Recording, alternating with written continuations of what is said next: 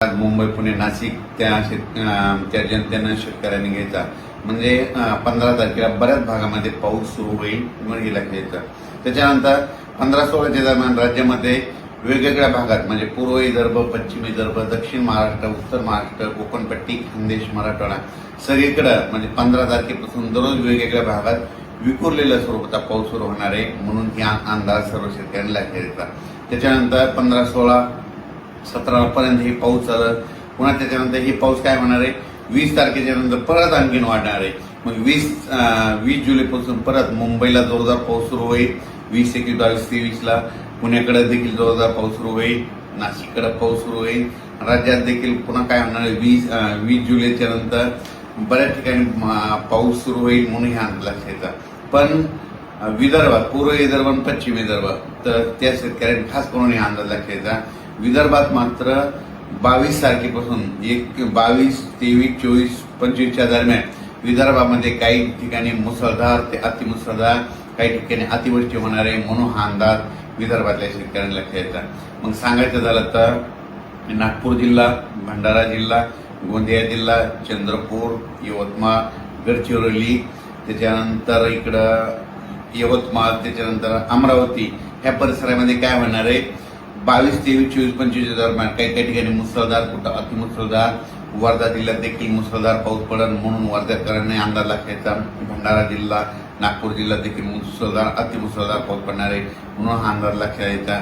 त्याच्यानंतर इकडं रामटेक त्या भागात तालुक्यातल्या शेतकऱ्यांनी अंदाज लक्षात यायचा. विदर्भात समजा 21 तारखेच्या 22 तारखेपासून पाऊस सुरू झाल्याच्यानंतर एक लो प्रेशर आहे ते चक्रीवादळ आहे तर ते काय होणार आहे मग ते असं विदर्भातून जात असताना मग ते अमरावतीकडे जाईल, अमरावतीला पाऊस पडेल, त्याच्यानंतर अकोल्याला पाऊस पडेल, बुलढाण्याकडे जाईल, हिंगोली, त्याच्यानंतर इकडे परभणी जिल्हा, नांदेड जिल्हा त्या भागात देखील पाऊस पडेल.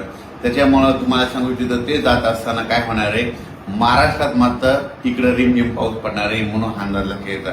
तिकडे मुसळधार पाऊस पडेल आणि इकडल्या भागामध्ये मराठवाडा झालं या भागामध्ये काय होईल रिमझिम पाऊस येईल म्हणून हे अंदाज सर्व शेतकऱ्यांना लक्षात घ्यायचा. लातूर जिल्हा, बीड जिल्हा, धाराशिव जिल्हा, सोलापूर जिल्हा, बीड जिल्ह्याचा काही भाग, त्याच्यानंतर अहिल्यानगरचा काही भाग त्या भागामध्ये काय होईल तसं तर 15 तारखेला बऱ्याच भागामध्ये पाऊस दिसल 15-16च्या दरम्यान येईल. पण 20 तारखेला मात्र 20, 21ला मात्र तिकडे देखील बऱ्याच भागामध्ये पाऊस आलेला दिसेल म्हणून हा अंदाज लक्षात यायचा. पण त्याच्यानंतर हे जे 22, 23ला जे नागपूर पूर्व विदर्भात जे मुसळधार अतिमुसळधार पाऊस पडेल तर त्यावेळेस मात्र मराठवाड्यामध्ये काय होणार आहे रिमझिम पाऊस राहणार आहे म्हणून हा अंदाज मराठवाड्यातल्या शेतकऱ्यांनी लक्षात घ्यायचा. त्याच्यानंतर खास करून नंदुरबार जिल्ह्यातले शेतकऱ्याचे फोन आले. नंदुरबारकडे देखील 15 तारखेला 15-16च्या दरम्यान काही भागामध्ये पाऊस हजेरी लावणार आहे म्हणून नंदुरबार जिल्ह्यातल्या शेतकऱ्यांनी अंदाज लक्षात घ्यायचा. पण त्याच्यानंतर 20, 21ला आणखी ते नंदुरबार जिल्ह्यातला देखील पाऊस पडेल. पण नंदुरबार जिल्ह्यात मात्र 22, 23, 24, 25च्या दरम्यान मात्र चांगला मुसळधार अतिमुसळधार पाऊस पडणार आहे म्हणून नंदुरबार जिल्ह्यातल्या शेतकऱ्यांनी अंदाज लक्षात घ्यायचा. कारण की नंदुरबार जिल्ह्यामध्ये शेवटच्या आठवड्यामध्ये जोरदार पाऊस पडणार आहे म्हणून हे अंदाज लक्षात घ्यायचा. आणखीन त्याच्यामध्ये काय झालं की ज्या जिल्ह्यात अद्यापही पाऊस झालेला नाही त्याच्यामध्ये आणखीन 27 जुलै ते 5 ऑगस्टच्या दरम्यान पुन्हा एक प्रणाली तयार होईल आणि ते पाऊस आल्याच्यानंतर त्या भागात देखील पाऊस पडणार आहे म्हणून हा अंदाज लक्षात घ्यायचा. पण राज्यामध्ये मात्र 15 तारखेला म्हणजे 15 जुलै 16 जुलैच्या दरम्यान राज्यात बऱ्याच भागामध्ये पाऊस येणार आहे म्हणून हा अंदाज लक्षात यायचा. तो पाऊस सर्व दूर नाही विखुरलेल्या स्वरूपात आहे पण पाऊस सुरू होणार आहे. म्हणजे जे 8 जुलैपासून जे पाऊस बंद झालेला आहे तर ते पाऊस काय होणार आहे 15 जुलैला परत सुरू होणार आहे म्हणून हे अंदाज लक्षात यायचा. मुंबई पुण्याच्या जनतेने देखील अंदाज लक्षात यायचा. मुंबई पुणे नाशिक तिकडे देखील काय होणार आहे 15-16च्या दरम्यान पाऊस येणार आहे. पण 20 तारखेच्या नंतर तिकडे देखील जोराचा पाऊस पडणार आहे म्हणून हा अंदाज लक्षात यायचा.